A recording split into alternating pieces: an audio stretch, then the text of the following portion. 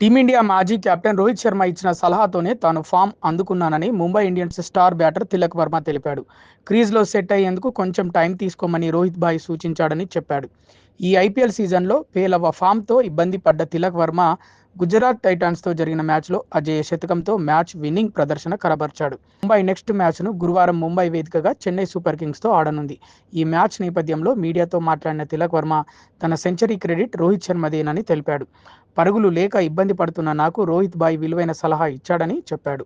క్రీజ్లోకి వెళ్లి 15 నుంచి 20 బంతుల వరకు ఓపిగ్గా ఆడాలని చెప్పాడు. ఆ తర్వాత ఏం చేయగలవో నీకే తెలుస్తుందని సలహా ఇచ్చాడు. పరిస్థితులతో సంబంధం లేకుండా తొలి 15 బంతులను ఓపికగా ఆడాలని చెప్పాడు. ఆ తర్వాత ఏదైతే అది అవుతుందని భరోసా ఇచ్చాడని తిలక్ చెప్పాడు. రోహిత్ భాయ్ సలహా నాకు ఆత్మవిశ్వాసాన్ని ఇచ్చిందన్నాడు. రోహిత్ భాయ్ చెప్పినట్లుగానే తొలి 15 బంతులు ఆడాలని మనసులో గట్టిగా అనుకున్నానని, 15 బాల్స్ ఆడిన తర్వాత షాట్స్ ఆడగలననే నమ్మకం కలిగిందన్నాడు.